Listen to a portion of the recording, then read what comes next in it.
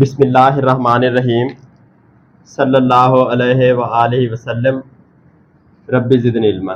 बेटे डॉक्टर मोहम्मद नईम असगर मेरा नाम है। बेसिकली मैं फार्मासिस्ट हूँ। आफ्टर फार्म डी मैंने एमफिल किया हुआ है फार्माकोलॉजी में। बेटे फार्मेसी टेक्नीशियन प्रोग्राम के फर्स्ट ईयर में हम बुक पढ़ रहे हैं फार्माकोग्नोसी। फार्माकोग्नोसी कौन सी बुक है आदल, जिसमें क्या पढ़ते हैं हम बेटे? क्रूड मेडिसिन, यानी वो मेडिसिन जो जिस तरह कुदरती तौर पे हासिल हो उनको इस्तेमाल करके हम क्या करते हैं? इलाज करते हैं। ठीक हो गया बेटे। और बेटे कल हमने 4 टाइप्स ऑफ हाइपर सेंसिटिविटी पढ़ी है। एलर्जी की कितने किस्में पढ़ी हैं? शाबाश। जिसके लिए हमने एब्रीविएशन सलमान क्या याद रखा था? एसिड। ए से एलर्जी या टाइप 1, सी से साइटोटॉक्सिक एलर्जी या एंटीबॉडी डिपेंडेंट एलर्जी, और आई से बेटे इम्यून कॉम्प्लेक्स एलर्जी, और बेटे डी से डिलेड टाइप हाइपर सेंसिटिविटी। हाँ जी जुल्फकार, आपका क्या क्वेश्चन है प्रीवियस लेक्चर में? हाँ जी बेटे, हमने चारों जो कल टाइप्स पढ़ी हैं हमने देखा उनमें कहीं ना कहीं कोई ना कोई एंटीबॉडी इन्वॉल्व है। जो टाइप 1 है उसमें कौन सी एंटीबॉडी इन्वॉल्व है? आईजीई। टाइप 2 में राहिल आईजीएम और आईजीजी, और टाइप 3 में सवेरा बेटी आईजीजी। और लेकिन फोर्थ जो टाइप है उसमें कोई भी एंटीबॉडी, उसमें टी सेल्स इन्वॉल्व है। बेटे हमारे ब्लड सेल्स कितनी तरह के मेजरली? 3 तरह के, red blood cell, white blood cell और प्लेटलेट्स। इनमें आगे फर्दर इनकी किस्में है, खास तौर पे डब्ल्यूबीसीज की, तो उनमें फर्दर एक सेल का नाम है टी सेल। ठीक हो गया बेटे। तो ये जो फोर्थ टाइप है जिसका एसिड में डी की एब्रीविएशन से डिलेड टाइप हाइपर सेंसिटिविटी, या हमने और क्या रखा? एंटीबॉडी। यानी बेटे वो नाम ही बता रहा है एंटीबॉडी पे डिपेंड, तो वो किस पे डिपेंड कर रही है? टी सेल्स पे। जुल्फकार ये बात समझ आती है? जहां भी टी सेल्स इन्वॉल्व होंगे हाइपर सेंसिटिविटी में, बेटे वो कौन सी एलर्जी होगी? टाइप 4। और असद बेटे इसका क्या नाम है? हाँ जी, असद की आवाज आए। Antibody independent allergy. जुल्फकार समझ आ गई बेटे? टी सेल्स बेटे ये डब्ल्यूबीसी की फर्दर टाइप है। शाबाश बेटे। आज का हमारा टॉपिक है, हम अब 1 बाय 1 एलर्जी की जो हमने 4 टाइप्स देखी हैं उसमें first type of allergy, first type of hyper sensitivity को हम इन डिटेल देखेंगे। बेटे उसमें कल आप क्या कुछ पढ़ चुके हैं? आप फर्स्ट टाइप ऑफ एलर्जी में ऑफन डिसऑर्डर्स कौन कौन से होते हैं? हे फेवर, एनाफाइलैक्सिस, अस्थमा, और जी बेटी बस। अच्छा, और बेटे इसमें मीडिएटर्स कौन से हैं? आईजीई। अब बेटे जिस तरह नाम से हमें पता चल रहा है ये कौन सी एलर्जी है, कैसे होती है ये? इमीडिएट। ये क्या वर्ड है ये? इमीडिएट कहते हैं फौरन। जिस तरह मैं कहूँ bring a cup of T immediately, क्या मतलब है इसका? चाय का कप फौरन ले आओ। अब बेटे जो हम आम जुबान में, जो खास तौर पे लोग कल क्लास अटेंड नहीं कर पाए, उस्मान जरा तवज्जो करें। आम जुबान में बेटे हम एलर्जी की जो भी किस्म हो, हाइपर सेंसिटिविटी की जो भी किस्मों से आम तौर पे हम क्या कहते हैं? जिसे क्या हो गई है? एलर्जी। लेकिन मेडिकली बेटे इसकी 4 किस्में हैं जिसका हमने कल डिफरेंस पढ़ा। और जो पहली किस्म है बेटे उसको एलर्जी भी कहते हैं, पहली किस्म को मेडिकल एलर्जी कहते हैं। ठीक हो गया। और बेटे उसमें इमीडिएट तौर पे क्या आते हैं? रिएक्शंस आते हैं। वो कैसे आते हैं? मसलन एक बंदे को सांप ने काट लिया, तो कभी देखा सांप ने आज काटा हो फिर साल बाद उसे वो रिएक्शन आ रहे हो, तो वो कब आते हैं रिएक्शन? फौरी तौर पे। वो किस तरह की एलर्जी होती है? शहद की मक्खी ने काट लिया, अब खलील किसी हमसायों की बेरी पे चढ़ गया और शहद उतारने, तो उसे शहद की मक्खियां लड़ गई, तो कौन सी एलर्जी होगी उसे? इमीडिएट। इमीडिएट से मुराद आनन फानन, फौरी तौर पे। और बेटे कल आपने एक वर्ड पढ़ा है आफन। आफन का क्या मतलब होता है? शाबाश, अक्सर व बेशतर। और सम टाइम का क्या मतलब होता है? बाज औकात, कभी कभार। ये उसका एंटोनिम है। एंटोनिम किसे कहते हैं? मुतजाद लफ्ज। अक्सर औकात नहीं कहते हम, तो उसके लिए बेटे आफन वर्ड यूज होता है। अब बेटे एलर्जी में क्या होता है? हमारे बहुत सारे सेल्स इन्वॉल्व हैं, खास तौर पे WBCs। जुल्फकार, कौन से सेल्स इन्वॉल्व हैं? तो बेटे वो कैसे रिस्पांस देते हैं जब फॉरेन सब्सटेंस चला जाता है? इमीडिएट। अब बेटे ये जरा बात आपके समझने की है। किसी भी बंदे को जब फर्स्ट टाइम कोई शहद की मक्खी लड़ जाती है या कुछ भी हमें हो जाता है, अब ये हमारे क्या चीज़ है? सेल है। कोई भी सेल हो सकते हैं। तो बेटे इनके ऊपर क्या जाके अटैच होता है फर्स्ट टाइम? बाहर से जो चीज जाके एलर्जी को शुरू करवाती है उसे क्या कहते हैं? एलर्जन, या उसे एंटीजन भी कहा जाता है। याद रहेगा बेटे। फर्स्ट टाइम बेटे ये एलर्जन गया, ये जाके जुड़ गया इसकी सरफेस पे। जब एलर्जन जिस्म में गया तो हमारे सेल क्या कर लेते हैं? उसके खिलाफ फौज पैदा कर लेते हैं। उस फौज को हम मेडिकली क्या बोलते हैं? एंटीबॉडी। वो किस नेचर की होती है बेटे फौज? प्रोटीन नेचर की। वो हमारे वो सिपाही होते हैं, जब अगली बारी दुश्मन आएगा उसे क्या करेंगे? उड़ा देंगे। ठीक हो गया। अब बेटे पहली बारी एलर्जन से जब सेल एक्सपोज हुआ तो वसीम क्या हो गया? क्या बेटे सेल ने पैदा कर लिया? एंटीबॉडी पैदा कर लिए। लेकिन पहली बारी कोई भी रिस्पांस नहीं आया। अब आप में से अक्सर लोग ये देखेंगे, जो बच्चा जिसे कभी भी शहद की मक्खी ना लड़ी हो, फर्स्ट टाइम जब शहद की मक्खी लड़ेगी उसे कुछ भी नहीं होगा। ठीक हो गया बेटे, दर्द उर्द हो सकता है। लेकिन जब दूसरी बारी लड़ेगी, फिर अगर वो हाइपर सेंसिटिव है, उसके कान डड्डू की तरह सूज जाएंगे, नाक मुंह उसकी पहचान ही नहीं आएगी। वो देखा नहीं कुछ लोग के लड़ जाए इस तरह वो जिन बने होते हैं।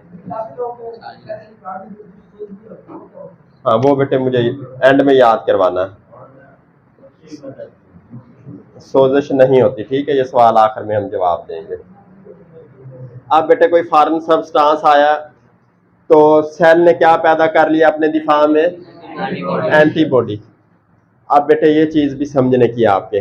बेटे फॉरेन सब्सटेंस था कमजोर, तो हमारा सेल क्या पैदा कर लेगा? एंटीबॉडी। अगर बेटे फॉरेन सब्सटेंस है ही इंतहाई मजबूत कि उसने सेल का सारा सिस्टम ही डिस्ट्रॉय कर दिया, तो बंदा क्या हो जाता है? एक्सपायर। जिस तरह बेटे ये सांप या बिच्छू वगैरह काटने से बंदा क्या हो जाता है? तो बेटे उसमें हमारे सेल क्या कर रहे होते हैं जवेरिया बेटी? एंटीबॉडी पैदा करने की कर रहे होते हैं, लेकिन वो इतनी नहीं होती कि उससे लड़ पाए एंटीजन से। बेटे ये समझ आई है? अब बेटे पहली बारी जब एंटीजन आया तो हमारी बॉडी ने एंटीबॉडीज पैदा कर ली, अगर हम बच गए। पहली सूरत हाल तो यह है कि भाई मर गया बंदा कि एंटीबॉडी इतनी पैदा ही नहीं की। अगर अल्लाह ने हमें जिंदगी दी, किसी भी हमारे मरीज को इस तरह हो जाता है, एंटीबॉडी उसने पैदा कर ली, तो वो बज़ाहिर नॉर्मल दिखेगा। उसके अंदर तमाम वो सब्सटेंस पैदा हो चुके होंगे जो एलर्जी की साइंस और सिम्टम्स देते हैं, जिस तरह हिस्टामिन, ब्रैडिकाइनिन, इंटरल्यूकिन, ल्यूकन। ये आगे बेटे आप पढ़ेंगे, जिससे बेटे सोजश होती है और टिकेरिया होता है, हे फेवर होता है। अब पहली बारी शहद की मक्खी ने काटा, हमारी बॉडी ने क्या पैदा कर लिए? और हमारे सेल के अंदर एंटीबॉडी के नतीजे में बहुत सारी बेटे प्रोटीन्स या बहुत सारे सब्सटेंसेस पैदा हो चुके हैं, जिस तरह हिस्टामिन, ब्रैडिकाइनिन, इंटरल्यूकिन। जो अलामतें नहीं आती, वो कोई ना कोई सब्सटेंस ही पैदा कर रहा होता है ना। तो जब दूसरी बारी बेटे वही एलर्जन आएगा तो पहले हमारे जिस्म में एंटीबॉडी भी मौजूद है और बहुत सारे सब्सटेंसेस भी मौजूद है, जिन्होंने हमें फौरन बताना जी एलर्जी शुरू हो रही है। ठीक हो गया बेटे, खारिश होनी है, जिल्द का फटना है, बुखार का होना है। ठीक हो गया बेटे। तो उस एलर्जी को क्या कहेंगे? इमीडिएट। अब बेटे आपसे क्वेश्चन आ सकता है कि भाई इसे इमीडिएट तो कहते हैं। अब एक बंदे को पहली बारी शहद की मक्खी लड़ी है तो उसे तो कुछ होता ही नहीं है, तो आप क्या जवाब दोगे? बेटे पहली बारी सेल एंटीबॉडीज पैदा करता है, ठीक हो गया। और एंटीबॉडीज अच्छी खासी मिकदार में पैदा करता है कि वो फर्स्ट टाइम जो उसने काटा होता है उसका असर क्या हो जाता है? नील हो जाता है। अगर असर नील ना हो तो क्या हो जाता है? बंदा मर जाता होता है। चाहे शहद की मक्खी भी हो या जो छोटे बच्चे होते हैं, साल 2 साल उम्र हो, इन्हें पहली बारी भी शहद की मक्खी लड़ जाए, अगर वो सरवाइव कर जाए तो बहुत अच्छी बात है, नहीं तो अक्सर एक शहद की मक्खी से भी मर जाते होते हैं। अब बेटे देखते हैं हमारी बुक हमें कैसे बताना चाह रही है। जुल्फकार कोई कंसेप्ट डिवेल्प हुआ है? सही है, शाबाश। अच्छा बेटे, इमीडिएट हाइपर सेंसिटिविटी।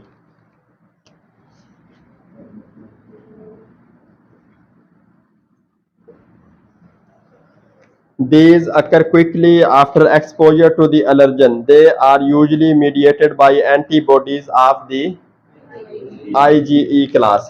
जुल्फकार कौन सी एंटीबॉडी इन्वॉल्व है इसमें? IgE, शाबाश।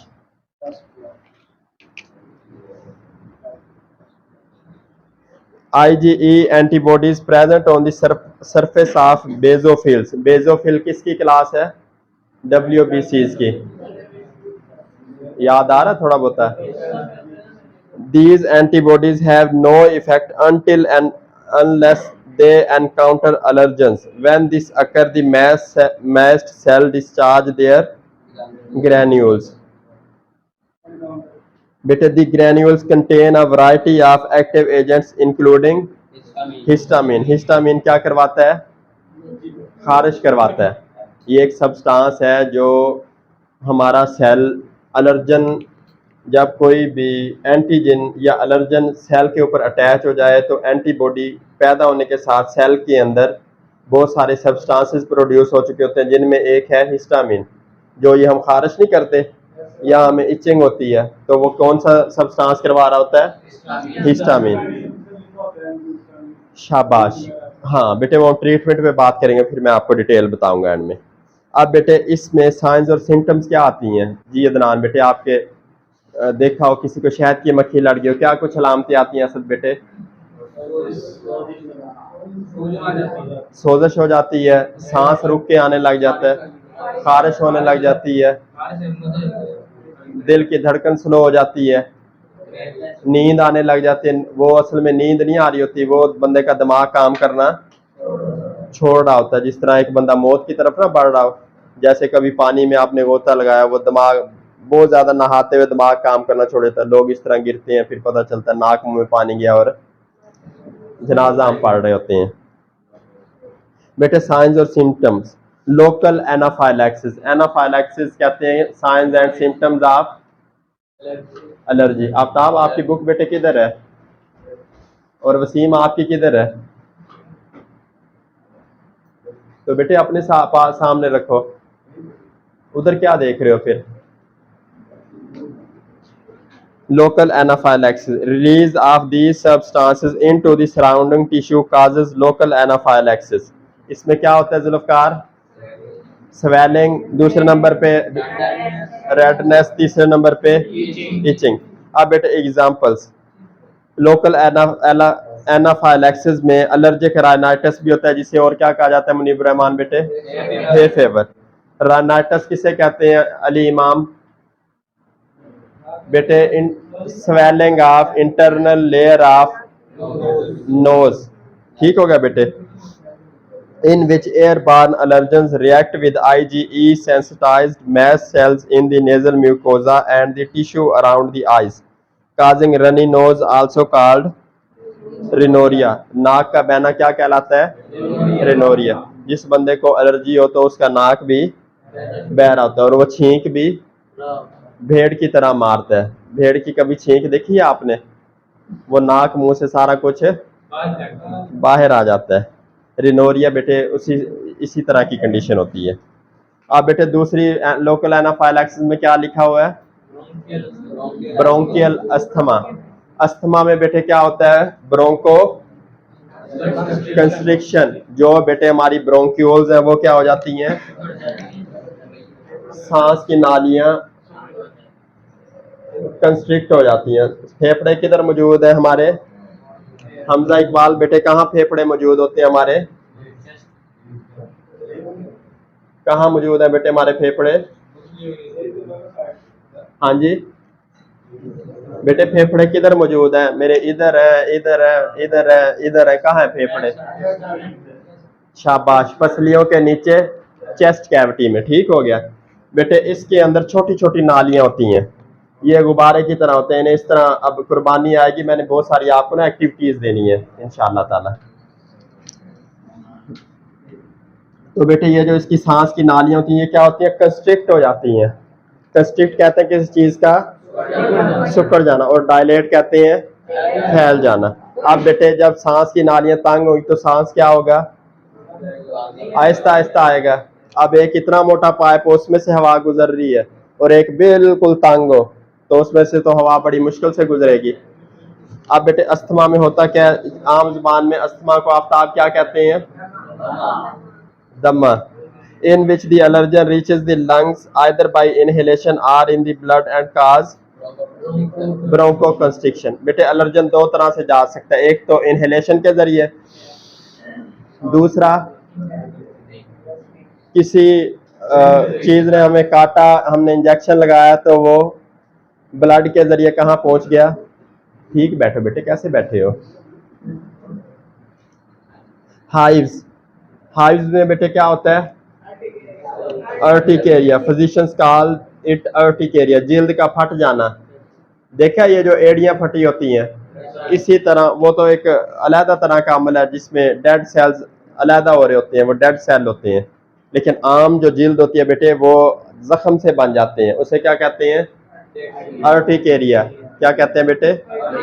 अर्टिकेरिया या hives. Where the allergen usually enters the body by food, तो वो हम इस तरह हमारा करने को दिल करता है उससे। और बेटे सिस्टेमिक एनाफाइलैक्सिस। सिस्टम किसे कहते हैं बेटे? निज़ाम को। एलर्जी की वो साइंस और सिम्टम्स जो पूरे पूरे सिस्टम को क्या कर दें? जाम कर दें, रोक दें। इसमें क्या होता है? Some allergens can cause life threatening collapse of the circulatory system. Ali Imam कौन सा होता है बेटे?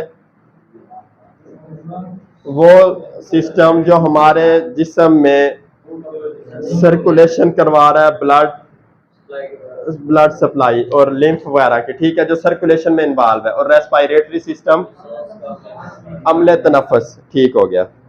तो कुछ एलर्जन क्या करते हैं? इन दोनों सिस्टम्स को हैक कर लेते हैं, कंट्रोल कर लेते हैं, जिससे बंदा, बेटे ये जो सांप वगैरह काटते हैं, इसमें होता ही रेस्पिरेटरी सिस्टम फेल हो जाता है, सर्कुलेटरी सिस्टम भी फेल हो जाता है। बंदा कहता है, आप देखोगे वो मरते टाइम इशारा करेगा भी मेरी सांस बंद होती जा रही है। और ये जो बेटे लोग सड़कों पे गिर जाते हैं, हम फौरन किसका इंजेक्शन लगवाते हैं? टेटनस। बेटे इसका क्लोस्ट्रीडियम टेटनाई इसके माइक्रोब का नाम है।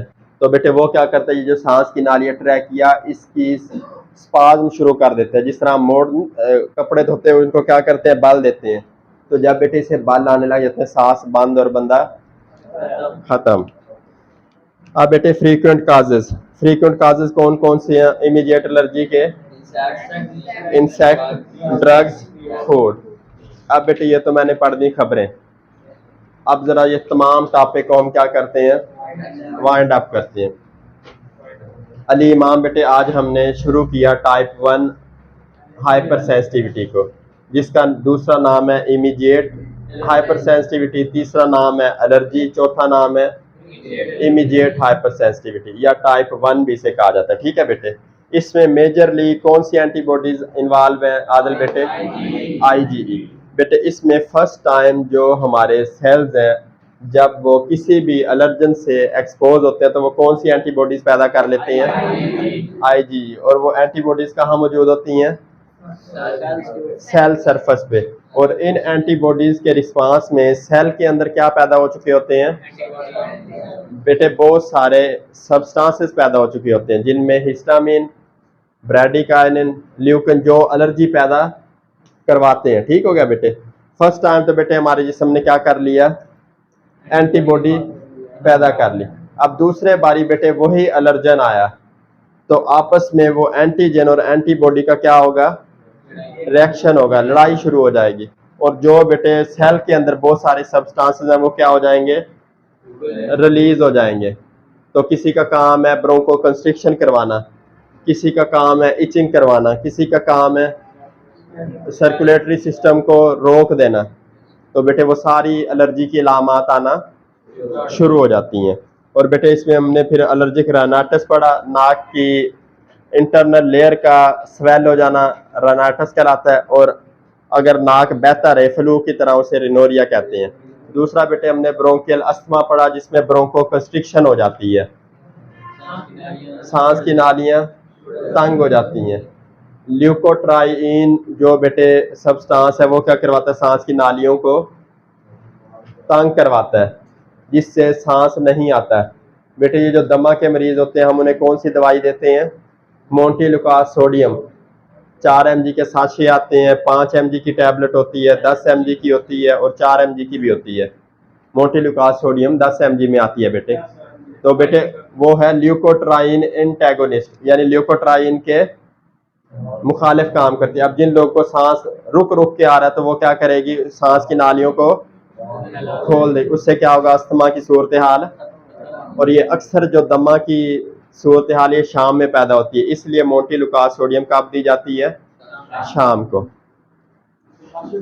हाँ जी, साशे बच्चों के लिए साशे होते हैं, 4 mg में आते हैं बेटे। हाइव्स जो जिल्द फटती है तो उसमें ये भी एलर्जी की साइन और सिम्टम है, जो फूड एलर्जन से होती है।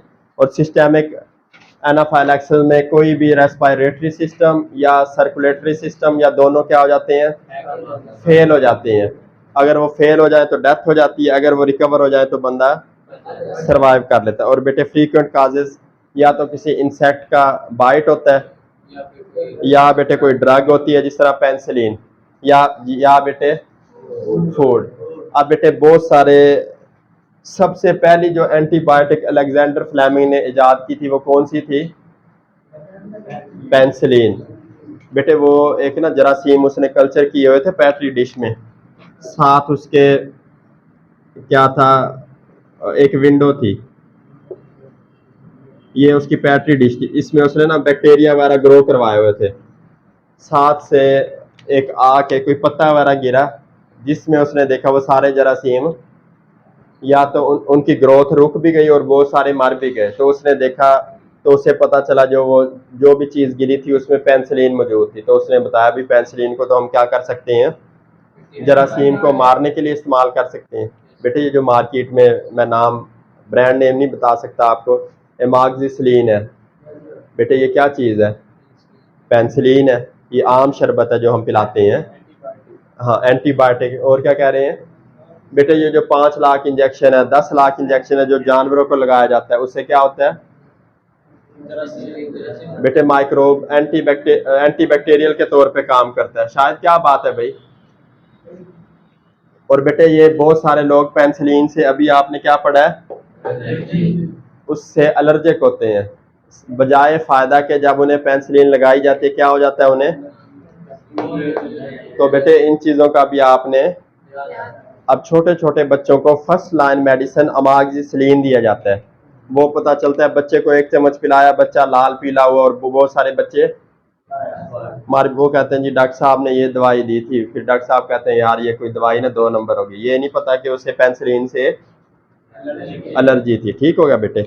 हाँ बेटे, अब आपने लेक्चर में एक सवाल किया था, अब मजर आपने के सोजश नहीं होती, क्या सवाल था बेटे आपका, ठीक है बेटे। हमारे टॉपिक का नाम क्या है, मेजर नाम क्या है इसका, हाइपर सेंसिटिविटी। जो लोग सेंसिटिव होते हैं सिर्फ वही रिएक्शन देते हैं, ये अंडरस्टूड है बेटे। जो हाइपर सेंसिटिव नहीं होते उन्हें कभी भी कोई भी अलामत, ये जो बेटे जोगी होते हैं जिन्हें स्नेक मैन कहते हैं, उन्हें सांप काट भी ले दे क्या कभी उन्हें कुछ हुआ हो, बेटे वो क्या होते हैं, डी सेंसिटिव होते हैं, उन्हें कुछ भी असर नहीं होता है। ये बात समझाती है।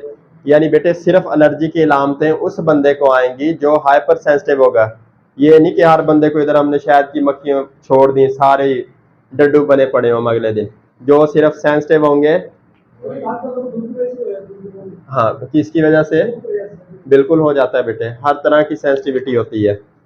वो हमारी जो सूरज से शुआएं आ रही हैं, सन रेज, उनमें बेटे बहुत सारी केमिकल्स मौजूद हैं, रेडिएशन हैं, जो जिल्द पे जब पड़ती हैं प्रोटीन के वो केमिकल वगैरह रिएक्शन होना शुरू हो जाते हैं। ठीक हो गया। अब बेटे एक सवाल किया गया था, ट्रीटमेंट क्या है एलर्जी का? अब बेटे एक बंदे का सांस रुक रहा है, उसकी ब्रोंको कंस्ट्रिक्शन हो रही है, तो कौन सी दवाई देनी चाहिए आपको? बेटे ये तो अंडरस्टूड है। अब एक बंदे का इधर से हमने हाथ काट दिया है, ये हमने जिस तरह इतनी बोटी निकाल ली है इस तरह बर्मा लगा के, तो इसका इलाज क्या है? इधर ही हमें वो हिस्सा डालना पड़ेगा ना। अब सांस रुक रहा है तो हमें सांस की दवाई देनी चाहिए। एक बंदे के पूरे जिस्म पे खारिश हो रही है तो कौन सी दवाई देनी चाहिए? खारिश की दवाई देनी चाहिए। अब बेटे एक बंदे का दिल कर रहा है कि मैं जिस्म पे ना इचिंग करी जाऊं, तो हम उसे कौन सी देंगे? एंटी इचिंग मेडिसिन, जिस तरह फेनरामीन, मेलिएट। अब एक बंदे का सांस रुक रहा है शहद की मक्खी लड़ने के बाद, तो हम उसे क्या इंजेक्शन लगा देंगे?